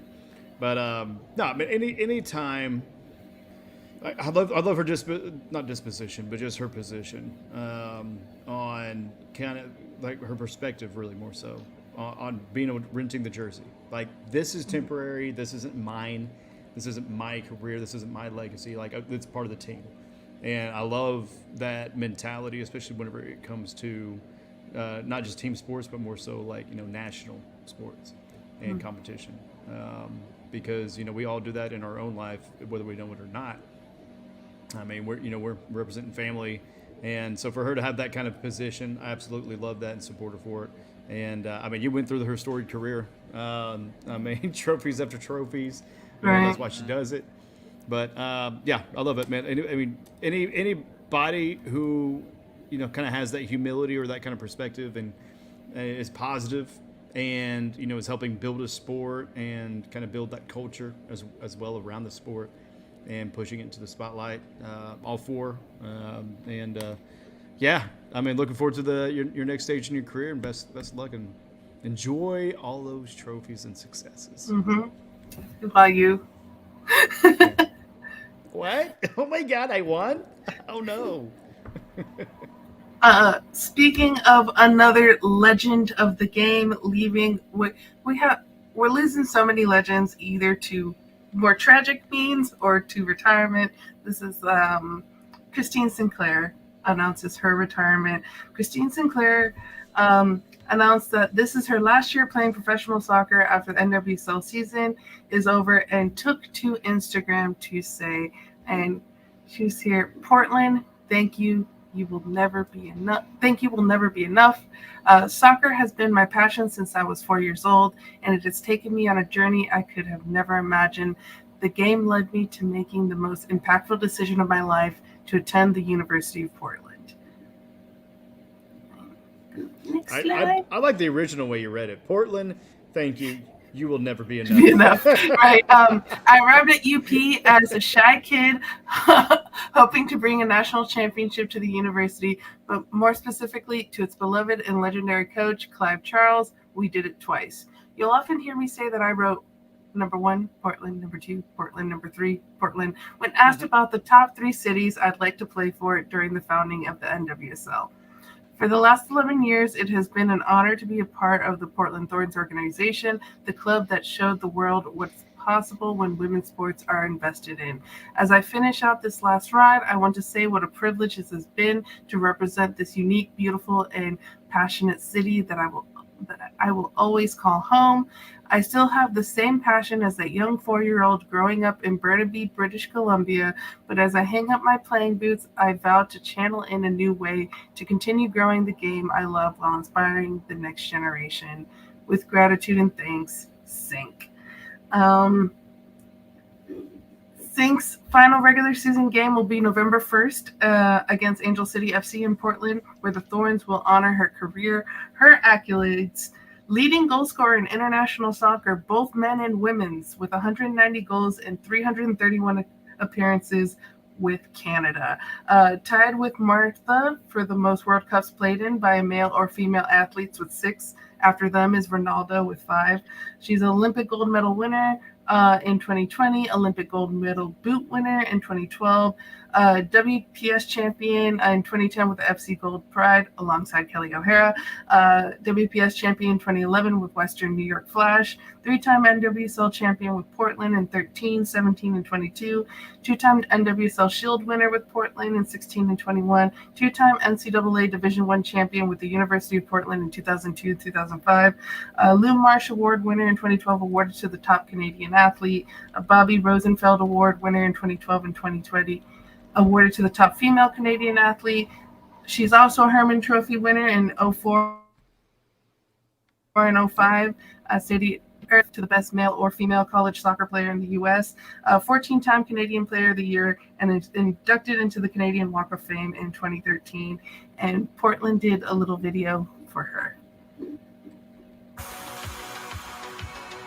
When I heard that there was going to be a team in Portland, my decision was made, and it's where I knew I wanted to play the rest of my career. Obviously, I had no idea how successful we would be as a team and as an organization, but just to be a part of this and to continue to be a part of the growth of the league. We were there from the beginning and set the bar from the beginning and continue to do that. Clever inside the 18, and there it is! Sinclair was not to be denied. I think it's the first goal I've ever scored here. So it's nice to get the goose egg off my back. It's Sinclair for the hat trick. It is raining goals here in the Pacific Northwest. Christine Sinclair trying to put it away. Sinclair scores! Christine Sinclair giving Portland a 2-0 advantage, and that just might seal the first National Women's Soccer League title. Sinclair chipped and scored! Regular season goal number 51 might be the most impressive of all. The Portland Thorns win the NWSL championship.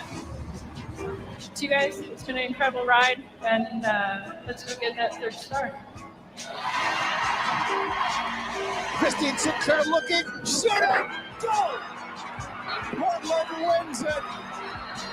When I'm done playing, I'll know I've given absolutely everything for the sport and reached my absolute full potential. This night belongs to the Thorns as Portland once again rise to the top of the National Women's Soccer League, winning their record 3rd NWSL championship. For me, I'm just proud that I've been able to call Portland my home throughout the entire journey and see the growth of the league, see the growth of this club, and then worldwide, see the growth of women's soccer. So I know you don't like Canada very much, but Josh, your thoughts on Sink? I mean, blind squirrel finds a nut every once in a while. No, I'm just kidding. But no, I mean, you list out accolades. Like, you can't deny greatness when it's there. And she played it to the last, till she just knew it was time to go, which is the hardest thing to do, especially when you played in her at that 40s. level. Yeah. So it's just, she did the whole Sue Bird thing. I think Sue was Sue 40, Bird, right? DT, yeah. Yeah. So they can, it can last. And so just Father Time is undefeated, and so, but she gave, obviously let everything else and what she was doing with Portland and stuck with Portland the whole time. So she left it all out there. There's nothing, she had nothing to be ashamed about at the end of her career, her illustrious career, I would say. And speaking of Portland, Megan Rapinoe was inducted to the University of Portland Hall of Fame because guess what? Megan Rapinoe also went to University of Portland. Well, getting honored, Rapinoe said, "There's so many incredible moments, high moments, low moments. We won big games. There, I tore my first ACL on the field. I came back on that field. It carries a whole host of memories from a time in my life that I feel like was the real foundation of me having a long and successful career." She goes on to say, "I knew that I was good when I got here, but I don't think I realized at all, even a sniff of the potential until I was playing here."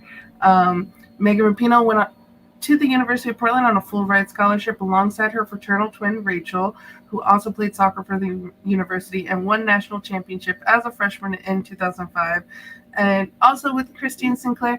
And the main thing is, I just want to look at young Megan Rapinoe and young Christine Sinclair. Yeah. Like, never seen Rapinoe with that long of hair. Right.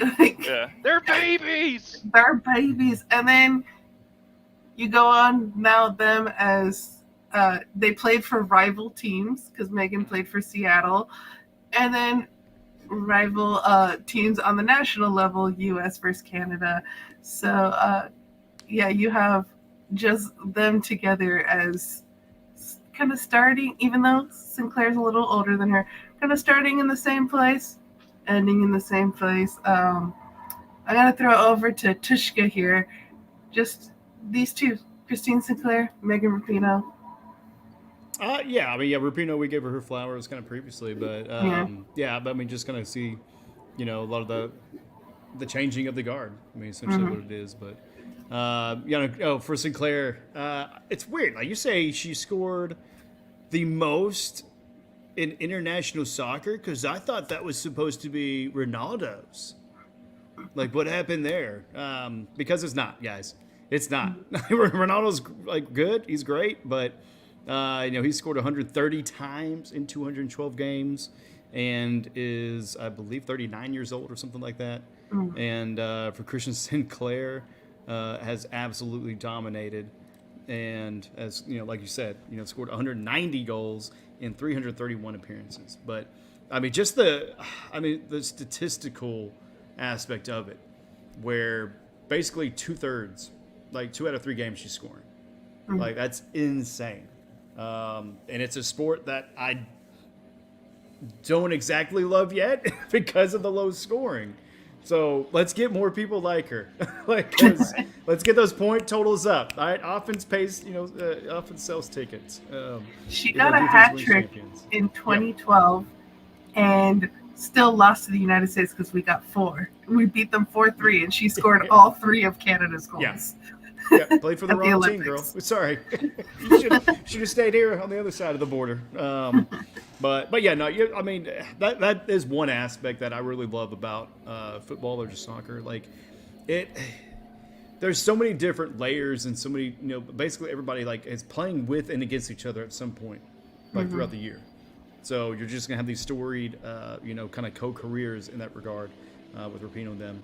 And I'm excited to see other sports kind of grow to that level internationally, and even just in different leagues and sub leagues, because football is life, really, and just sports is life, because it's what really adds to it, and that's why stickball is the greatest sport, right, Josh?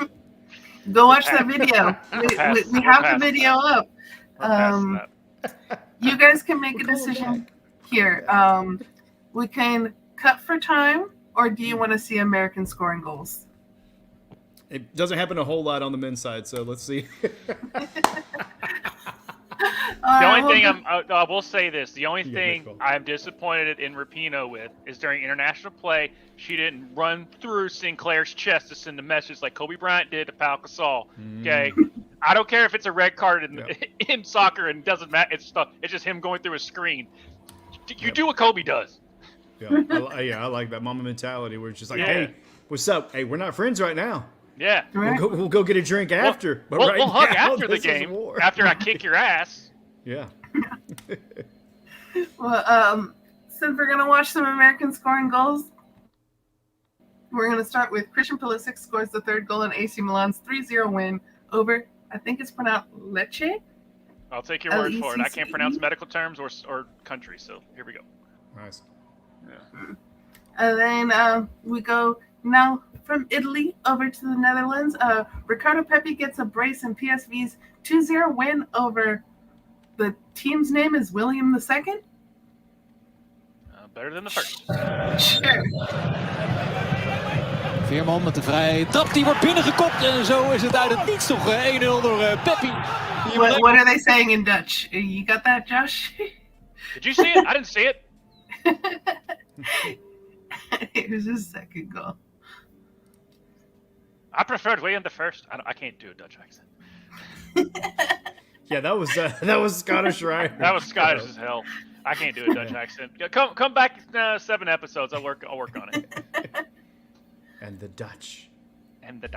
Daar ligt de ruimte aan de rechterkant bij Noah Lang. Karsdorp rechts eroverheen. Hier is Karsdorp. Goede bal van Lang en zo. Daar ligt de ruimte aan de rechterkant. And we have now we'll go over to France with Falarin Balogun scores in back-to-back games, scoring the first goal in Monaco's 2-1 win over Montpellier in League One. And then the next up, we're going to go back to the Netherlands. Paxton Aronson scores the second goal in Utrecht's 2-1 win over AZ Alkmaar in the Dutch Eredivisie. Met de bal. Karawani. Knap gedaan. Aronson randje 16. Ook gezien. Aronson, wat een schitterend doelpunt. Great angle. And then go back over to France. We got Lindsey Horan scores second and sixth goal for Lyon in their 6-0 win over Strasbourg. Carpenter stands one in towards Horan.